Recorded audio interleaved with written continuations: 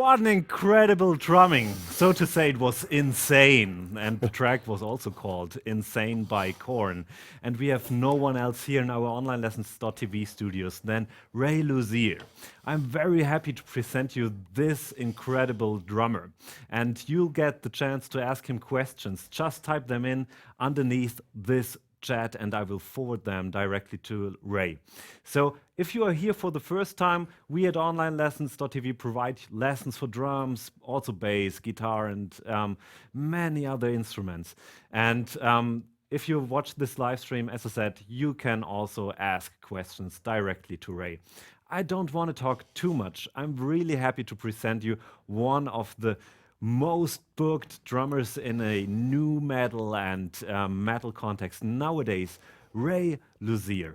Hey, Ray, nice having you here in our studios. It's wonderful to be here. I've heard so much about this, and as some people know, I'm really big on education, so anything to give some pointers out there, let's do it. Absolutely. The first question, I will forward it to you, is I read so many different things, how you got the gig at Korn. Yeah. One of the main things was like there was an audition and you did rehearse some stuff with them and you prepared 33 or more than 30 tracks for that thing. Is that right? That's true. 33 to be exact. 33. Yeah, but who's counting? No,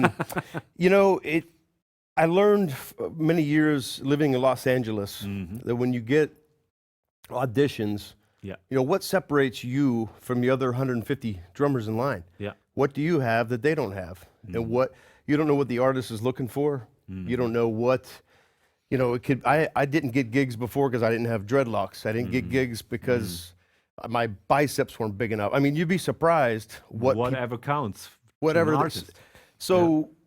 My whole theory was over-prepare yourself. When I auditioned for Jakey Lee from Ozzy Osbourne, I researched the entire Badlands catalog, his first band, or after Ozzy, both Ozzy Osbourne records, and the 3 songs they gave me to learn on the demos. And that kind of, when I went in there, I said, hey, let's, what can I, let's play something else. And he's like, nah, let's just do the 3 songs. And I said, no, I really want to play a Badlands song. Next thing you know, the whole room kind of had a new energy vibe brought into it. Okay. I got that gig, So with Korn, I'm a big Terry Bozzio fan. Okay. And he played on the Untitled record. Exactly, Right before I got in the true. band. So I learned that entire record, and of course all the Korn hits, which they have many. And they wanted to hear just the big smash in-your-face hits, and I'm like, oh, I really want to do, Everbee and, starting over, all the Terry songs. And then we did, and it's just, I played 6 songs, and a bunch of cameras came in my face and said, you're in Korn, we'll see you in Dublin. I went, what? Exactly. And the audition's on YouTube, you can watch it. It's kind of funny, I'm kind of dumbfounded. I'm like, oh, wow, it's going to be awesome, man. Like, you could tell it didn't hit me at all, Yeah. Of course, you don't realize it at that moment, what happens then, of course. Yeah. And then flying over to Europe, touring all the time. Yeah. Amazing. Yeah. One thing about your playing is like, especially at that song you've been playing here, your left hand is freaking heavy, so to say. When you're hitting the drums, all the toms, it's real articulated, and you're playing them really hard. Thanks. The same thing with the left foot, and that is one question of our user. His name is Elias, and he's asking like, how can you improve your left foot to get it equal to the right one? It's very important to me. I always say, like, when people are buying your records, or they don't care whether you started with your left hand, right hand, what limb you used, how does it sound, how does it feel? You always have to ask yourself that. Yeah. And there's nothing more bums me out than when I see a drummer do a roll and they're coming around the toms and the right hand's just flying because they're right-handed. Same thing with double bass. There's nothing worse than that left foot being the weaker link. If you're using a double pedal, the sound guy can't turn up your left kick drum. So it has to be equal and punchy. So I always practice one hand, 1 foot rolls, really slow intervals. Okay. And just, you want to see some examples? Yes, or? absolutely. Yeah, would be so great. so like I said, when you're coming around the toms, the last thing you want is you want to pronounce everything, you know. On the hi-hat, if you're playing it,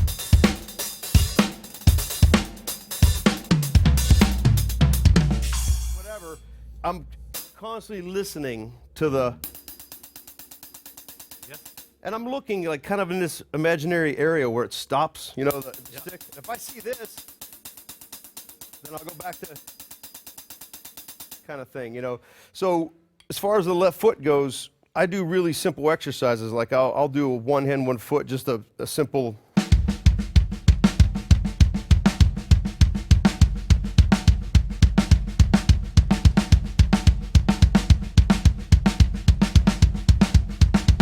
And really punching the left foot. Yeah. You know, and obviously do it with the right.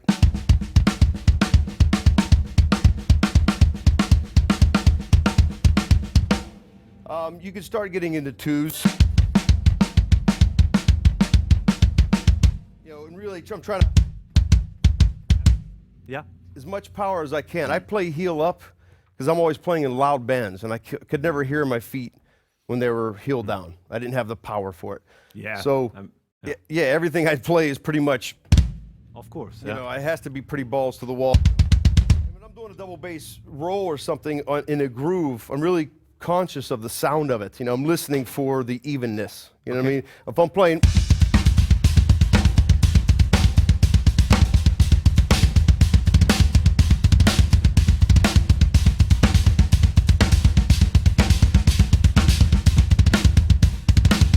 You know, I'm listening to that volume level, you know, and you never want it to be, you know. So my whole advice is everything you do super slow and controlled. Yes. And equally with the left and right. Yeah, yeah. Okay. Started a metronome like 60, 70. Really, it's kind of boring at first, but everyone tries to go for the speed thing right away. Don't do that, you know. Right, right. There's one question from our dear user Aki. He's asking, I've got a question. Do you still remember that album, which is called Breakneck Speed from Tony Fredianelli? Because he says, like, that is the first time that he ever heard from you. Insane. And it was super intense and very fast material. Insanely fast. In fact, I'm laughing because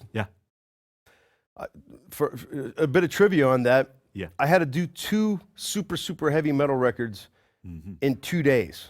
I had 1 weekend to do both records. Wow. And that's Toby Knapp with a K-N-A-P-P and Tony Fredinelli, who's now in Third Eye Blind, that band. Yeah. So Tony's, and I had to learn all this material. There was no song structures. It was like, this happens 8 times. This is going to happen 7.5 times. This is going to happen 5. And I had the charts were hilarious. I had all my charts said maiden section, like, which meant a gallop. Like, and then the next section was like, you know, I'd refer it to a song because it was easier than writing out the notation. It was just too insane. Yeah. And it just, you know, so, but that record is, I mean, there's stuff on there where, you know, I'd do a 16th note thing and he would say, okay, modulate that into triplets. So I remember specifically something off that record. And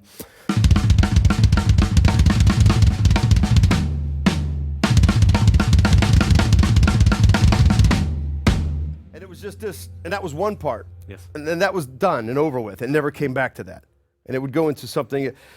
And then I remember Tony saying, what's the fastest thing you can play on your feet? And at that time, I was 23, and all I would do is practice double bass. Yeah. So I was pretty quick. And I would play something really fast at the rehearsal, and he'd say, okay, I need you to bump that up a couple notches on the record. I'm like, well, I just played the fastest thing I could play. Yeah. So there's some sick stuff on it. That's a crazy memory. Thanks for that. I'm sitting there thinking about all that stuff, and yeah, it's a crazy record. It's online. You can buy it on YouTube or iTunes. Okay. Yeah. Great. Yeah, but it seems that you're really good at remembering things and getting those things into your brain. Well, you know what? You know, starting at a young age and playing to so many records. That's all I did on this farm in Pennsylvania. It was steal my sister's records and you know, I would She's a little bit older than you. She's 5 years older. Yeah. Okay. So I would steal her records and you know, play along with moving pictures and then Back in Black and then. You know what I mean? Like, I always knew that the Rush stuff was always, why can't I play this as easy as Highway to Hell, you know? But like, you just did it. You didn't know. So I think from a really early age, I started memorizing songs, and it helped retain material. So Absolutely. when I got into my session life, it was much easier to memorize an album or memorize someone's music to perform, you know. Okay. There's so many questions coming in, and by the way, thanks for everybody who tunes in from all around the world, from India and everywhere. There's one particular question that came up. Is there any reason for you also to practice ghost notes in the context that you are playing? Is there space even to Yeah. play ghost notes, so to say? Definitely. In fact, I'm constantly doing ghost notes. I mean, you see me in corn and my sticks are almost hitting my back on every stroke. Yes. But there's a lot of ghost notes going on in Okay. those songs. I'm constantly feathering just to give it a more of a groove, a more underlying groove. Like I Okay. very rarely will play. I'm constantly going. There's this constantly. Absolutely, yeah. Just to give it a feel and a groove, you know. In Rotting in Vain, for example, one of the Yeah. songs on the new Korn record, the verse, there's all kinds of textures in there. It's not just a. That's why people always call it nu metal. I don't get that at all. Whatever. It is what it is. It sounds like Korn to me, you know. That's right. Especially when I was hearing those tracks, I told you that I was big, and I'm still a big Korn fan. But Yeah. back in the days, I was a huge fan because Sure. it was different. Yeah. Nobody sounded like them. Right. Nobody. And still, it's an own genre, so Yeah. to say. Great. Because there's elements of funk, there's elements of hip hop, there's elements of all this stuff. It's not just this Cookie Monster vocals till the end of the song. You know what I mean? That's what I love about it. But there's all kinds of funk stuff, like in the verse of Rotting in Vain.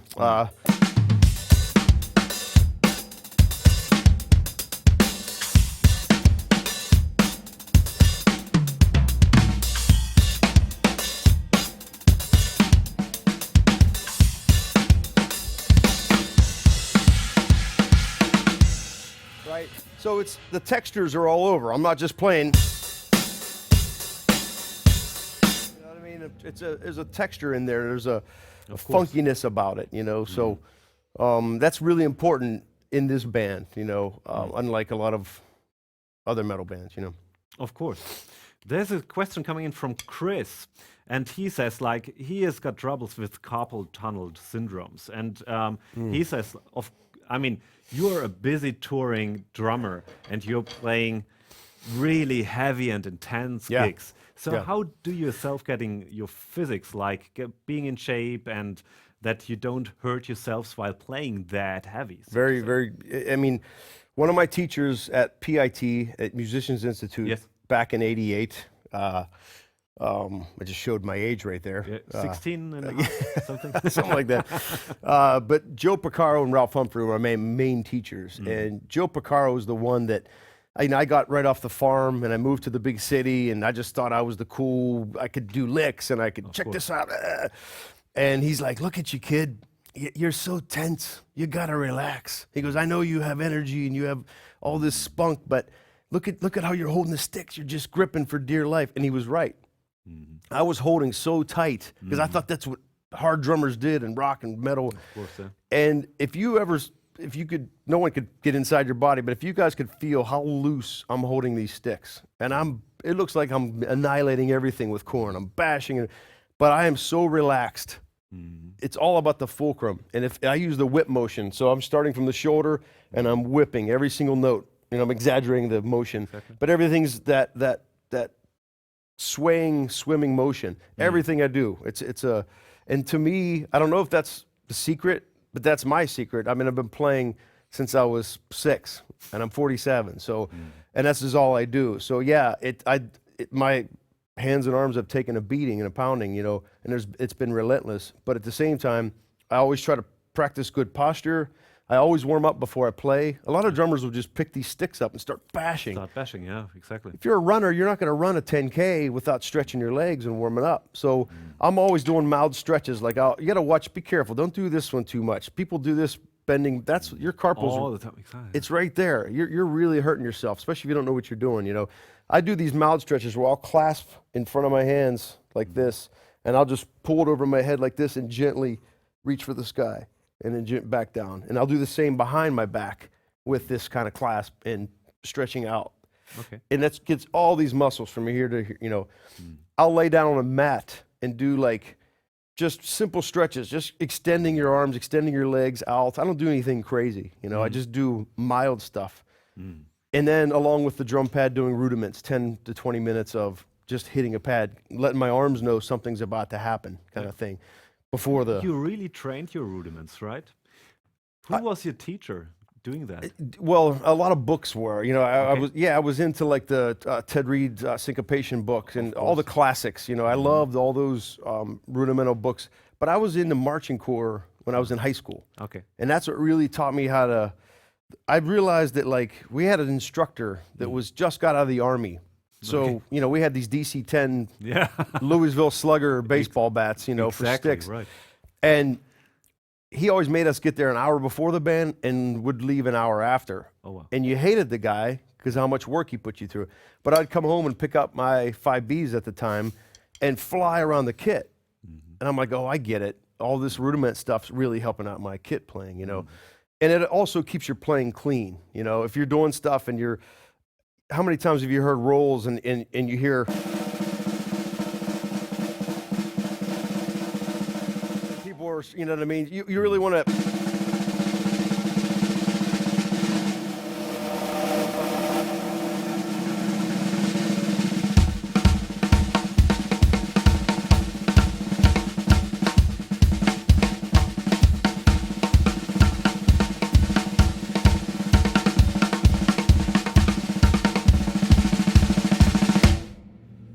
Pronounce everything and keep it clean, you know. Constantly listening to stuff. So rudiments to me, it really cleaned up my playing, you know. And it really brought a different dimension to it, you know. Instead of doing sloppy fills, I started doing flams on the toms, like stuff like that, simple stuff. And you just, it starts, the power fills start coming out a little bit more, you know, for rock drummers and metal drummers. So rudiments always help me out. How important is the sound from the kit for you? I mean, sitting here, and to be honest, we had a lot of kits coming in here, and this kit sounds phenomenal. It sounds really does. Great. And of course, a big part is also the drummer. Yeah. But it also sounded good when It sounded phenomenal when you played it too. No, but it sounds really good in here. So thanks. How much do you think is this a part of your style? So the equipment by itself. I think it's, you're absolutely right. It's and it's with guitar players too. It's the way they pluck a string. I mean, the guitar players in my band, it's not my band, but you know, the band I'm in, Korn, there's no one, when Monkey hits 2 notes, you know it's him. There's something that comes out of him, you know. And I used to do this thing at PIT all the time where I'd have 10 drummers get up and all play straight ahead.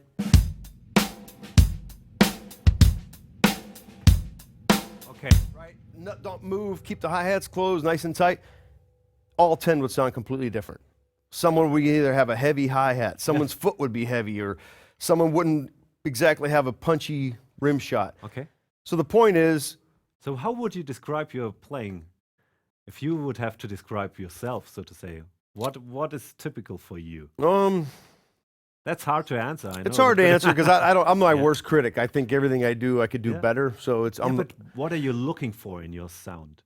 I'm looking for definitely consistency. You know, the groove is first and foremost. The groove has to be there. You know, I don't care how fast you can play fills. I don't care how fast.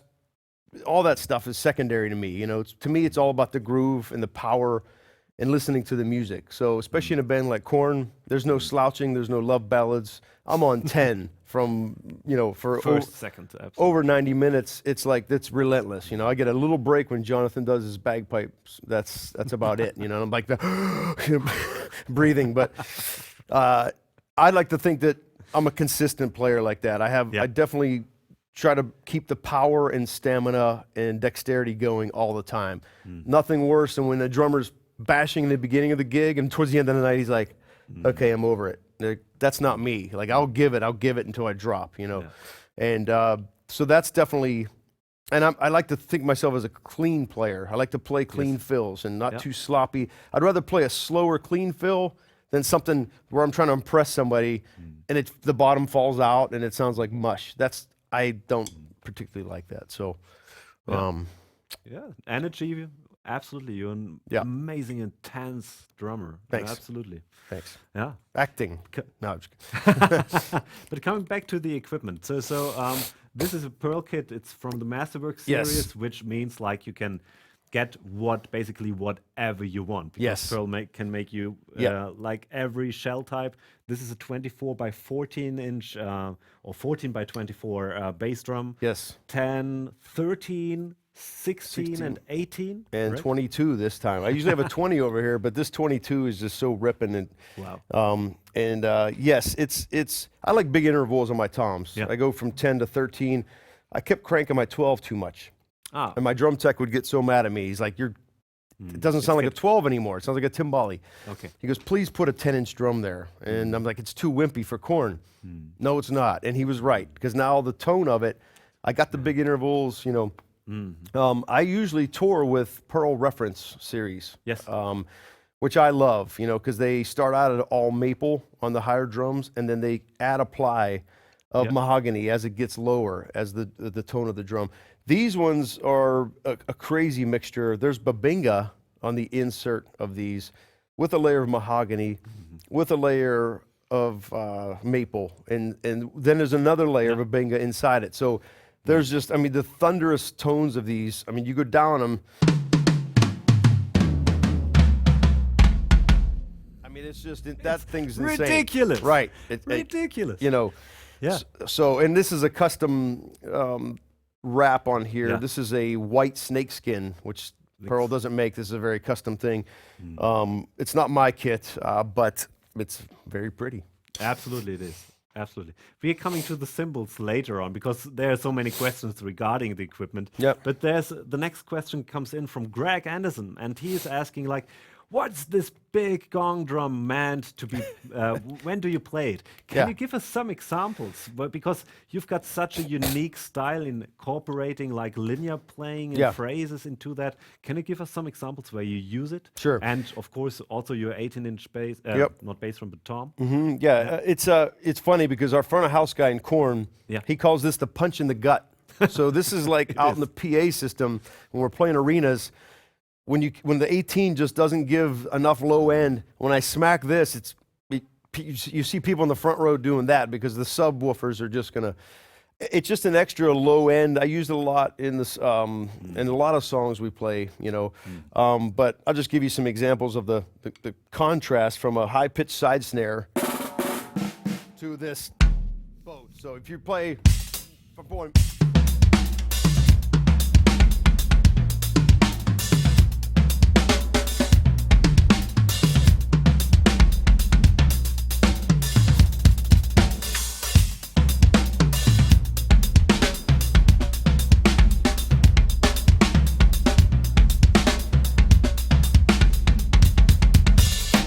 so it's just got that thunder, but you know, a lot of times I use it for accents in Korn. Like we do the song "Chutes and Ladders," which is one of their off the first record. And if you're going,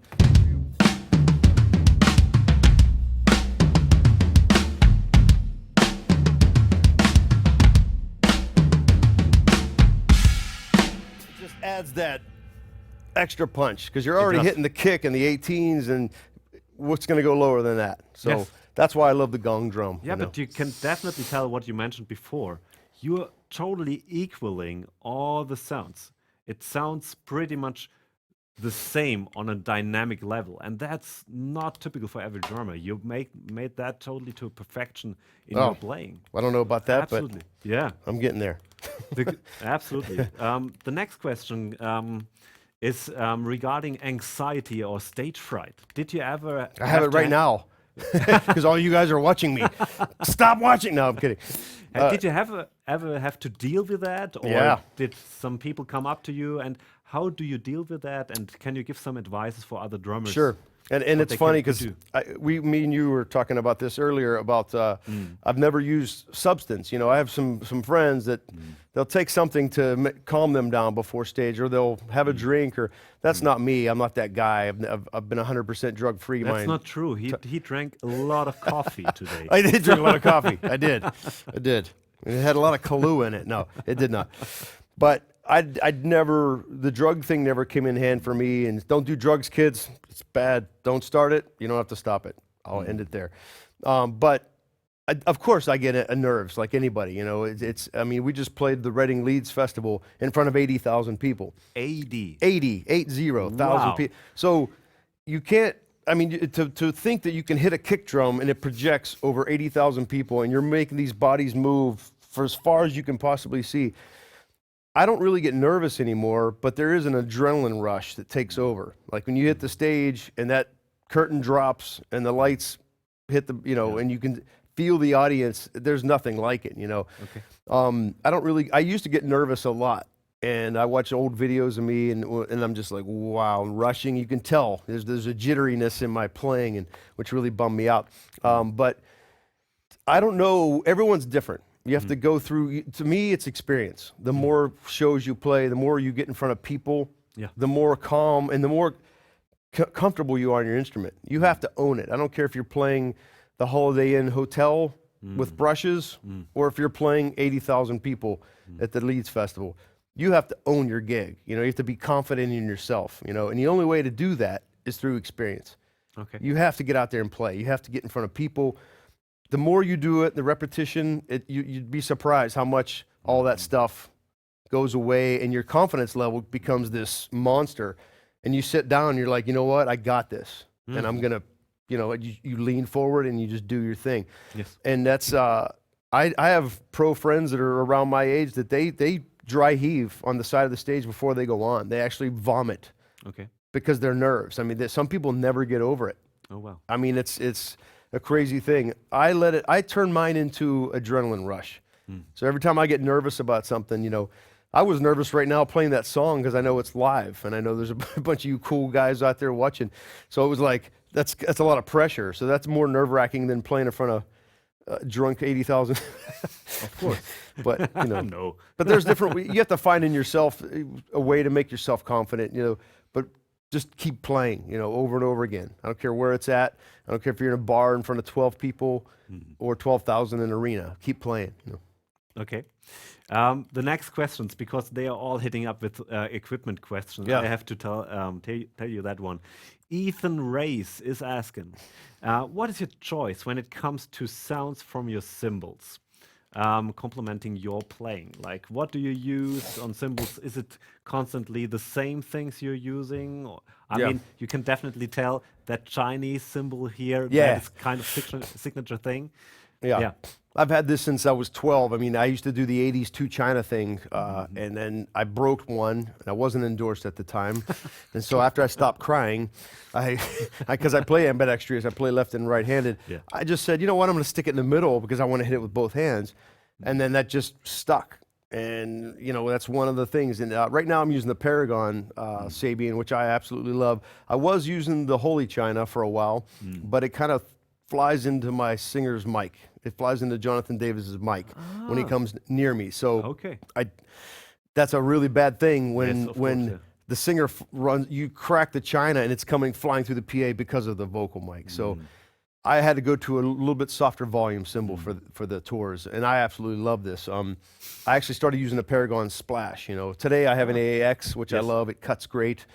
I've been using the Rock hats and the Rock Ride for some time now. The 21-inch Rock Ride, as you guys might have seen on the Sabian campaign, Obsessed. It's great. It's got a cutting bell. When you hit it with a shoulder stick, it pierces. You Can can you crash. demonstrate some things on Sure. that? Yeah. So like when you're here, obviously the song Blind, when I'm doing that, you start with the tip of the stick. And when you hit the shoulder, there's no denying that note. So I'm playing.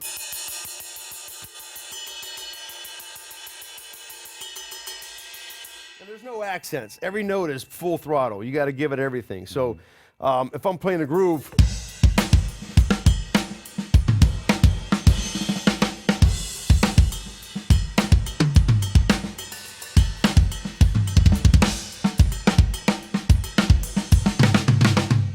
you know, it's the textures of it. I love it. It's just got everything to it. You can hit it on the side, you know. Same with the Rock hi-hats. It's got it there. If you hit the bell, the shoulder of the stick and the hi-hat. Know that.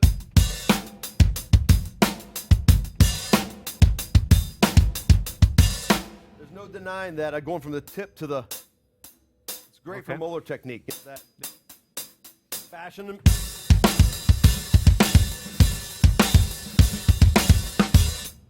So it's got. I love those two cymbals, specifically. The rest I like to use a lot of AAX explosions and HHX explosions. I love the sound of them. Today, there are a. And this is working out really good. This is a Fierce Crash HHX. Yeah. And it rides really good. If I'm playing.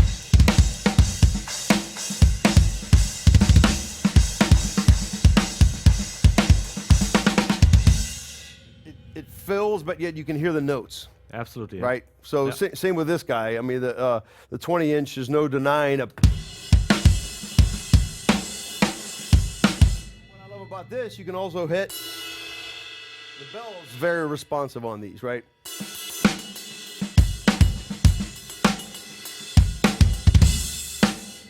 Something I kind of abuse a little too much is the Ozone Crash. This is one of my favorite cymbals on the planet. It's always super tight over my super tight ride. Everyone's always like, why don't you let your cymbals ring or loose? These are always loose. These guys are super tight. All my stacks, all this right half. Yes. It's just something I prefer, and I don't crack them that much. Every couple tours I might go through a cymbal, or I might Gilligan it out. I call it the Gilligan hat.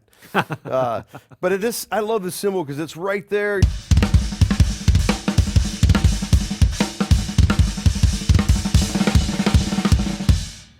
And I can do stuff off the ride, like if I'm doing a double bass pattern, like a.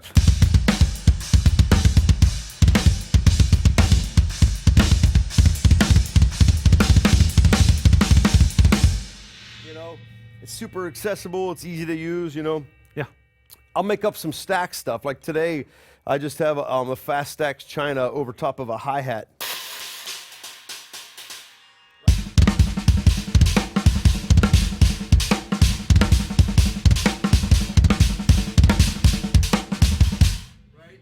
Song in Korn called Narcissistic Cannibal, where I'm just driving it like a dubstep. It's a very electronic record. Okay. So I'm driving it full force with no accent. So I'm going.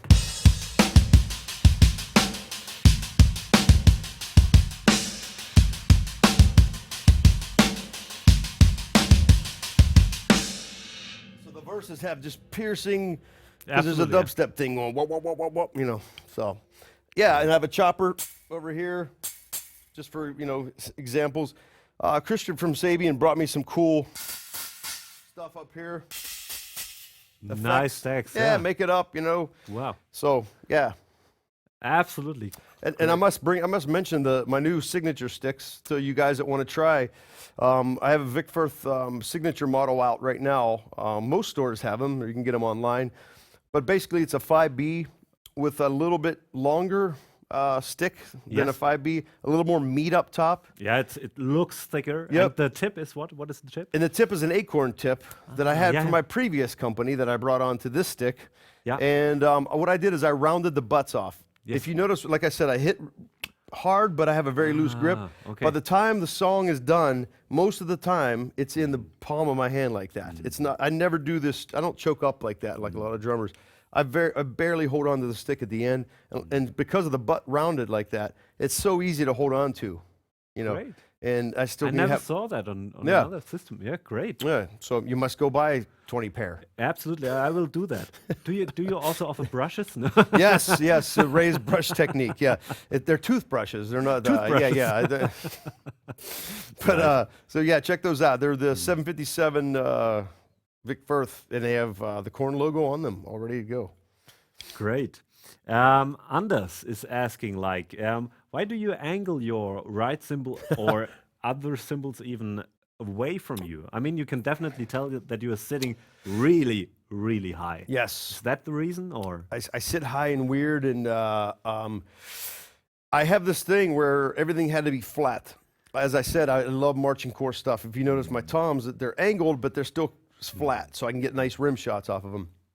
Well, several years back, my cymbals were flat, but in the middle of the show, I'm yelling at my drum tech, "Hey, flatten this out, flatten." He's like, "It is flat," and I go, "No, flatten it out." So he would just bump it back a notch towards the audience. And I'm like, yeah, okay, cool. And he's like, and then like a couple of shows goes by, and he goes, dude, you realize your cymbals are facing the audience. And I'm like, and he goes, your throne keeps getting higher.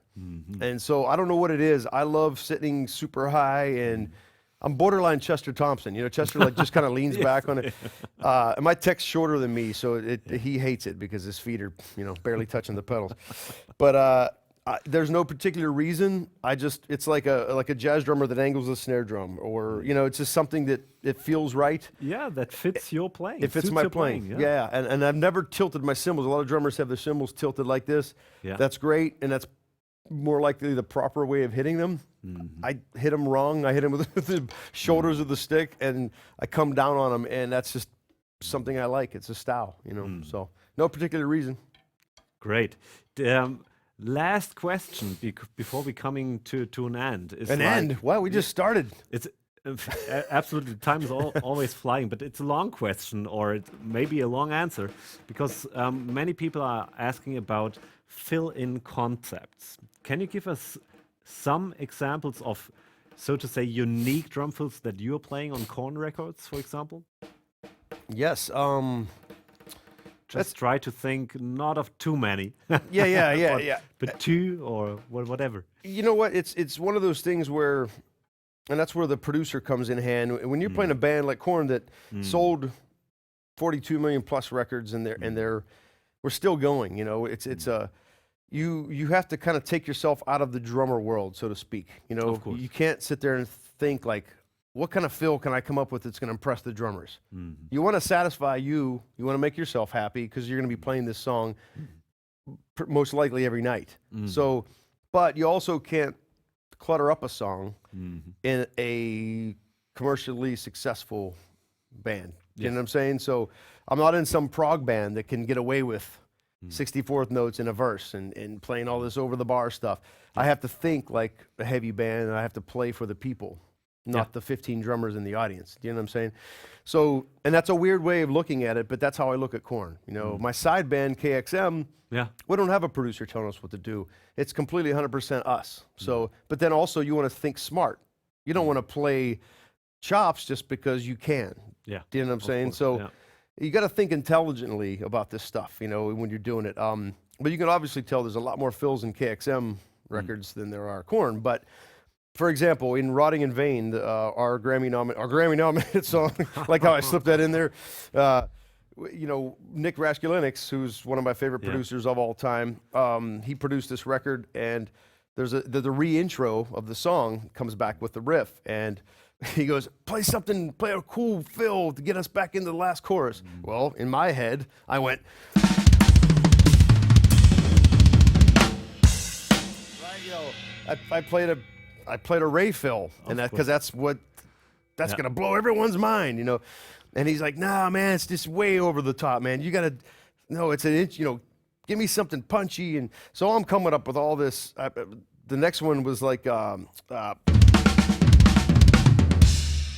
like, that's a little bit simpler, a little bit easier to understand. He's like, yeah, you're getting there. And so I started like, how can I do something smart? And I was messing around at a sound checking, and I went do this thing where I descended and ascended. So I went down,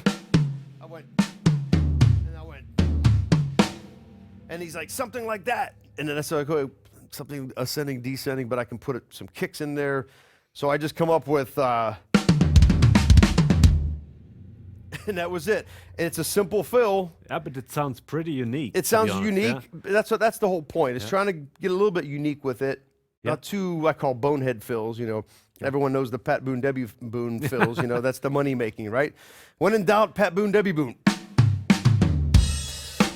That's on more records than any fill. But again, so that you know, I'm playing that, you know, I'm doing something like that just because it fit the song, you know, and I love playing it every night. It's unique. So there's a song it's called Out of You, that's on the bonus CD. Yeah. And there's a lot of drumming on that particular song. Yeah. And there's a pattern that goes,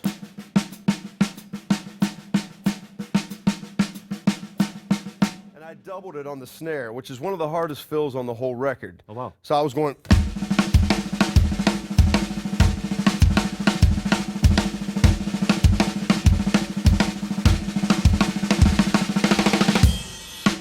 Just this Yeah, but can definitely a tell that. crescendo, right, just to build Yeah. into it. Yeah. So that's something that I tried to double on the record. I tried to do double strokes instead of single. And that's when the producer comes in and says, it's not punk rock enough. I was going.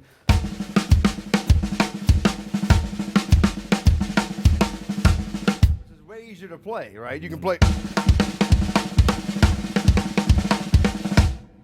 Singling it.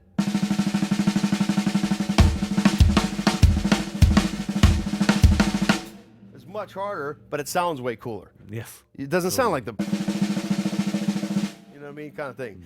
So that's something that Nick really, a good producer like that will get that out of you. Because I'm like, I can't do that. He's like, yes, you can. I'm like, yeah, but it's too in this context. Just do it.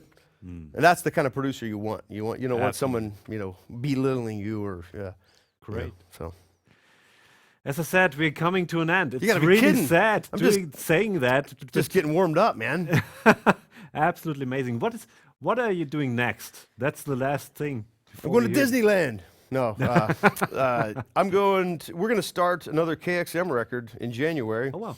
And we're also starting to write for a new Korn record, and either January or February. So I'm really excited about that. To me, we didn't tour enough on Serenity of Suffering. It's one of the most proud records that I'm on. So you viewers out there, the two records that are most current to me right now are KXM Scatterbrain and Korn Serenity of Suffering. And there's videos. If you go on YouTube, you can type in, there's a ton of videos for all the songs.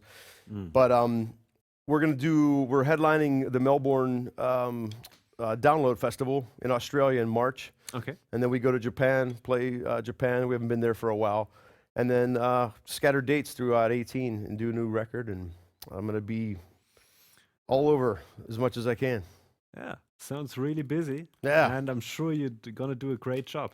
So everybody who saw this live stream now, thanks for watching. And that was also, I want to thank also our cooperation partners, which are Pearl and Sabian Cymbals, and also DW, who sent the hardware, Remo drum heads. Thank you for providing everything here, and of course for getting Ray doing this, because I never saw you doing something like that. It was amazing time, amazing experience for us also, and for me. So if you like what we are doing, please leave a like and share this video, and also go on our Facebook page, onlinelessons.tv, or on our page. There are also tons of free stuff there.